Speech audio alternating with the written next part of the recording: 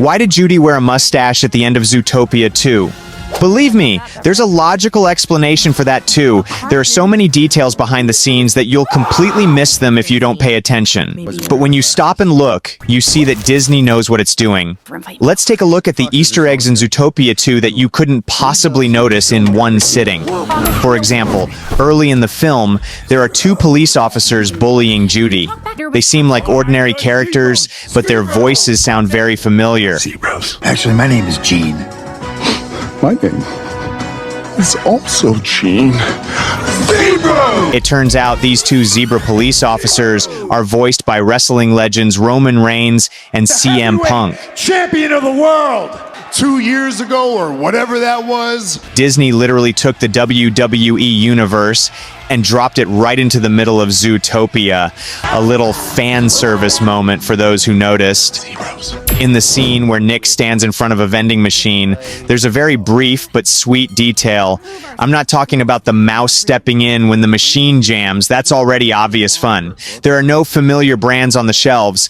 Instead, we see names like Koala Cola.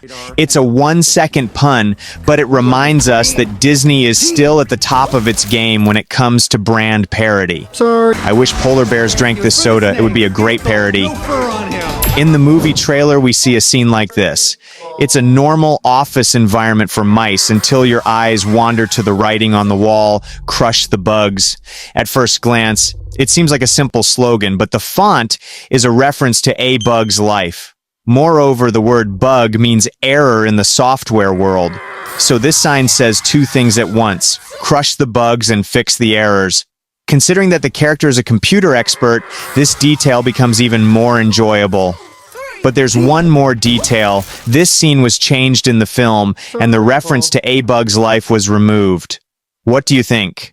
Did it cause a backlash? The name of the anteater Nick and Judy chase is Anthony. Because I know you like trains. The name itself is a nice pun. Even better, we see this character again later in prison. It's perfectly normal for him to be angry with Nick because he's the reason he got caught. But there's a minor biology mistake here. Anthony has teeth, whereas anteaters don't normally have teeth. Disney is sometimes overly detail-oriented, and sometimes in who cares, no one will notice mode. Among the prisoners is a giraffe named Grandma Towler. This name is a play on words version of Grandma Tala from Moana.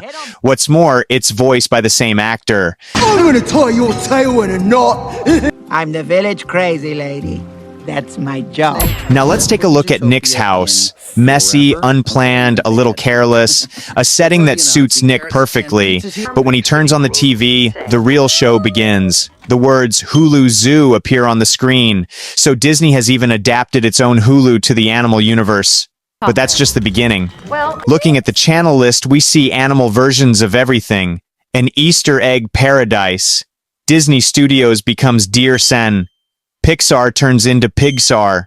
National Geographic becomes Rat Geo. ESPN becomes Elks. Everything is so realistic that at one point, you really stop and think, are we the parody of them? On Nick's TV, it's not just the channels that are fun, but the content too. Future Llama seems to have come straight out of Futurama. There's a series called Ramdor. Those who know Andor will get it right away. There's a musical called Hamilton, a clear nod to Broadway. Piggity Fall is the Zootopia universe's equivalent of Gravity Falls.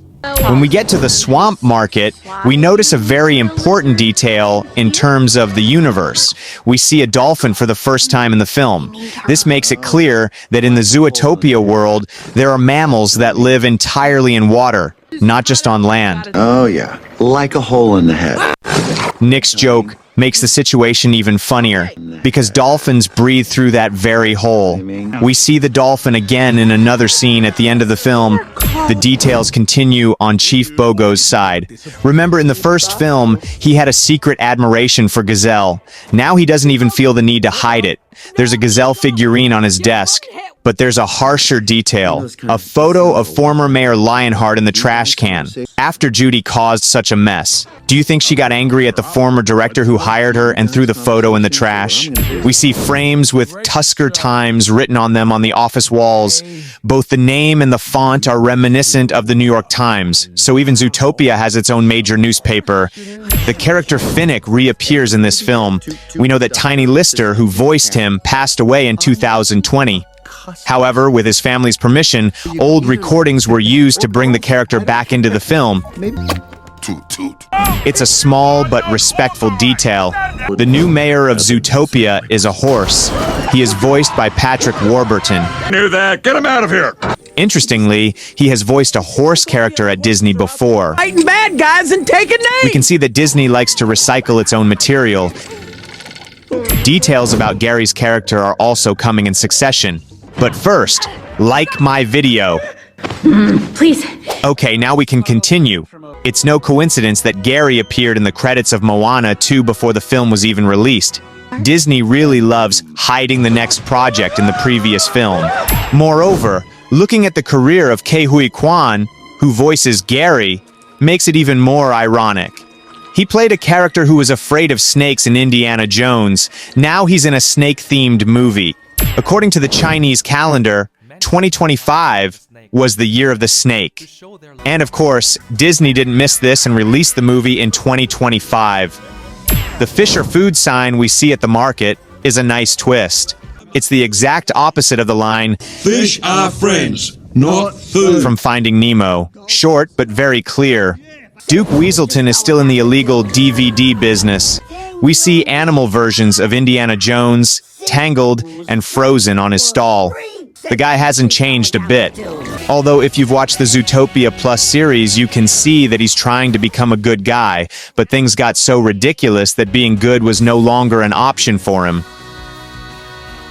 Judy is researching the Lynx family's past on a site called Zoogle. This is a very clear reference to Google. We also see a site called Furriety instead of Variety. The video platform is not YouTube, but YouTube. It's officially a parallel internet network. Pay attention to Judy's laptop. It has a Bit and Carrot logo. The same goes for her phone. Did a rabbit create Apple in the Zootopia universe? Now let's get to the mustache issue. The duo who got into trouble were rescued by a little mouse in a Godfather parody, and he prepared fake IDs for them to escape. Now look closely at the IDs Rick Wilde and Trudy Cabbage Patch.